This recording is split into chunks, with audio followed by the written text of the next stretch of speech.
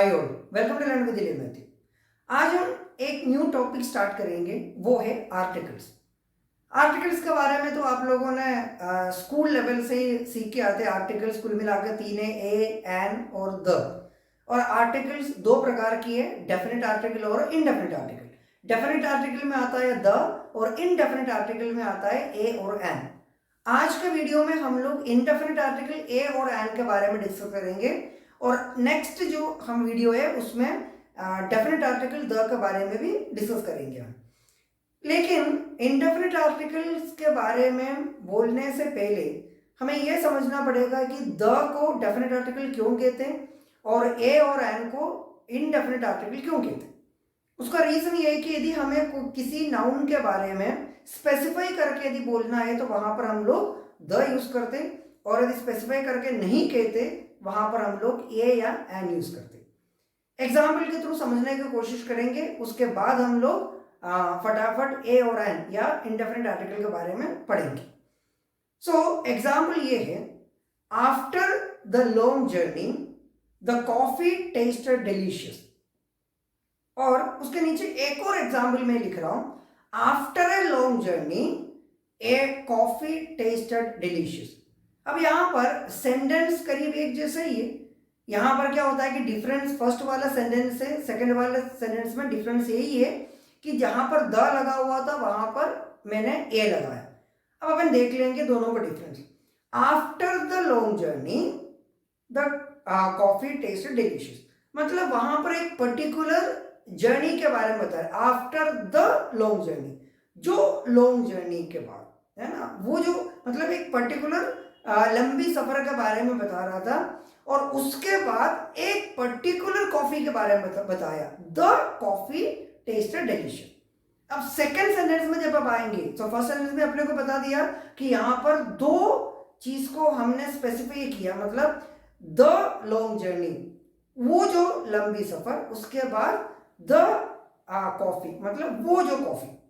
लेकिन second sentence में जब अपन देखेंगे, आफ्टर ए लॉन्ग जर्नी, एक लंबी सफर के बाद एक कॉफी मुझे स्वादिष्ट लगा।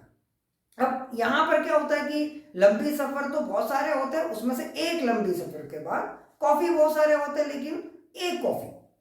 ठीक है, अब आपको क्लियर हो गया होंगे कि फर्स्ट सेंटेंस और सेकंड सेंटेंस में डिफरेंस ये है कि ऊपर वाला सेंटेंस में उस जर्नी को पर्टिकुलरली स्पेसिफाई करके बोला और उस कॉफी को भी स्पेसिफाई करके बोला था। लेकिन सेकंड वाला सेंटेंस में ऐसा कुछ कोई स्पेसिफाई तो किया ही नहीं, एक लंबी सफर के बाद एक कॉफी मुझे डिलीशियस लगा। तो ये है डेफिनेट और इनडेफिनेट, या डेफिनेट आर्टिकल द और इनडेफिनेट आर्टिकल ए और एन का डिफरेंस, या द और ए और एन का डिफरेंस ये होता है। अब अपन फटाफट इनडेफिनेट आर्टिकल्स ए और एन के बारे में पढ़ेंगे। अब देखो मेनली क्या होता है कि उसका जो मेन यूसेज हम सबको पता है, मैक्सिमम लोगों को पता है, वो ये है कि we use a before a consonant sound word और we use an before a vowel sound word.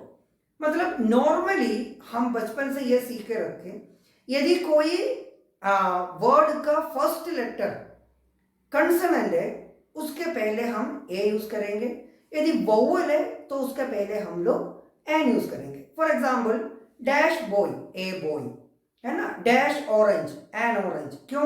क्योंकि बॉय का फर्स्ट वर्ड क्या है, बी है, बी कंसोनेंट है। अब कंसोनेंट और वोवल जिन लोगों को नहीं पता है उन लोगों के लिए बता देता हूं कि वोवल को हम लोग स्वराक्षर बोलते हैं। जैसे हिंदी में अ से लेकर अह तक का जो अक्षर जो रहता है ना, अनार का, आम का, इमली का करके जो आप लोग जो सीख के आ रहे थे, वो है क्या, स्वराक्षर। सो इंग्लिश में स्वराक्षर होता है ए ई आई ओ यू, इसको हम लोग वोवल्स भी बोलते हैं। और कंसोनेंट्स मीन्स व्यंजन, मतलब ख से लेकर आप जो सीख के आ रहे थे वो है व्यंजनाक्षर। और इंग्लिश में ए ई आई ओ यू को छोड़ के बाकी सारे जो लेटर्स है वो व्यंजनाक्षर है, उसको हम लोग कंसोनेंट बोलते हैं। अब वोवल्स और कंसोनेंट दोनों समझ में आ गया आपको। सो वोवल के पीछे हम लोग एन लगाएंगे और कंसोनेंट के पीछे हम लोग ए लगाएंगे। इसलिए ए बॉय आ गया क्योंकि बी कंसोनेंट है, ए आई ओ में नहीं आ रहे, वोवल नहीं है, इसलिए ए बॉय आ गया। ऑरेंज का फर्स्ट लेटर ओ है, ए ई आई ओ यू में आता है, इसलिए वो क्या है, वोवल है, और वोवल के पहले हम लोग क्या लगाते हैं, एन लगाते हैं। ये जो रूल है ये आपको बहुत पहले से आप बचपन से सीख के रखे अपने माइंड में है। लेकिन प्रॉब्लम क्या होता है कि एग्जामिनेशन में इतना आसान सवाल तो पूछते नहीं, तो एक्सेप्शनल रूल्स पूछते या थोड़ा सा हटके पूछते ताकि हम लोग थोड़ा कंफ्यूज हो। और आपको पता तो है कि अभी इसी वीक के एंड में अग्निवीर के एग्जाम भी आ रहे हैं, तो उसमें भी ये टॉपिक है, इसलिए आपका जान पहचान में कोई भी अग्निवीर के एग्जाम देने जो जा रहे हैं तो उन लोगों को भी ज़रूर ये वीडियो शेयर जरूर कीजिए, ताकि 3 मार्क्स का क्वेश्चन सिर्फ और सिर्फ आर्टिकल से ही आता है। सो अब अपन टॉपिक को कंटिन्यू रखेंगे।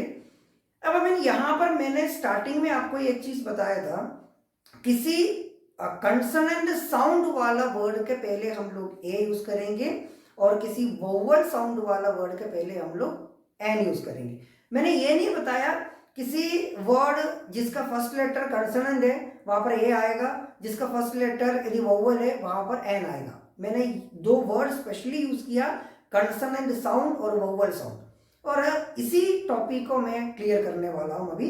अब हम 2 एग्जाम्पल एक साथ देख लेंगे। वो एग्जाम्पल्स ये है, he is dash MLA। Second sentence ये है, माई English teacher is dash European. अब ये 2 सेंटेंस में यदि फर्स्ट वाला सेंटेंस को अपन देखेंगे तो ही इज डैश MLA। अब डैश के बाद क्या लिखा है, MLA लिखा है, सो MLA का फर्स्ट लेटर क्या है, M है, तो उसके हिसाब से क्या आना चाहिए, ए आना चाहिए कि एन आना चाहिए। M जो है वोवल नहीं है, कंसोनेंट है, तो उसके हिसाब से वहां पर क्या आना चाहिए, ए आना चाहिए।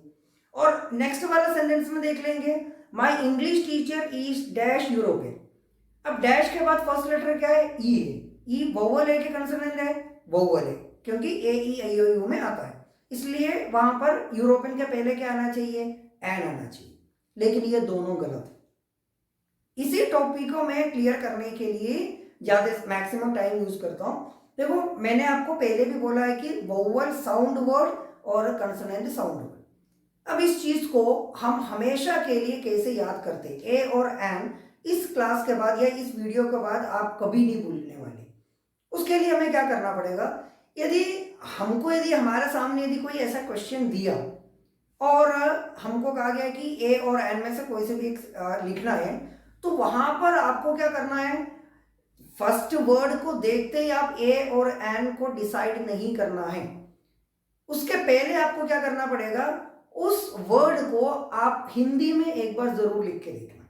सो फर्स्ट वाला सेंटेंस क्या था, ही इज डैश MLA।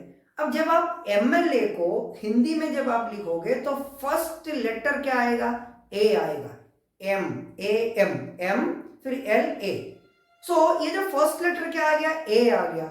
सो ए जो वर्ड है या ए जो लेटर है ये हिंदी क्या है, अक्षरमाला में या वर्णमाला में स्वर है कि व्यंजन है, ए एक्चुअली स्वर है, अ ई ई ए, ठीक है। सो यहां पर ये चीज ध्यान रखना है कि सिर्फ वोवल या कंसोनेंट वर्ड की फर्स्ट लेटर को देख के अपने को डिसाइड नहीं करना है कि ये आएगी कि ये ना आएगा। एक बार आप उसका साउंड देखना, उसको किस तरीके से प्रोनाउंसिएशन करते, किस तरीके से प्रोनाउंस करते वो देखना। तो उस समय उसके लिए सबसे आसान तरीका ये है कि आप हिंदी में लिख लोगे, तब क्या रहेगा, फर्स्ट वाला लेटर जैसा MLA का यदि आप जब लिखोगे तो फर्स्ट लेटर क्या आएगा, ए आ रहा है हिंदी में। सो ए एक्चुअली स्वर है, इसलिए ही इज एन MLA आएगा। अब अपन सेकंड सेंटेंस देख लेंगे, माई English teacher is dash European. अब यूरोपियन का फर्स्ट लेटर क्या है, ई है, लेकिन आप यूरोपियन हिंदी में लिख लीजिए एक बार। तो जब आप लिखोगे तो फर्स्ट लेटर क्या आएगा, यू, यार, या हिंदी वर्णमाला में अक्षरमाला में स्वर है कि व्यंजन है, व्यंजन है, ठीक है, या स्वर अक्षर में नहीं आता है। सो यहां पर क्या आएगा, my English teacher is a European.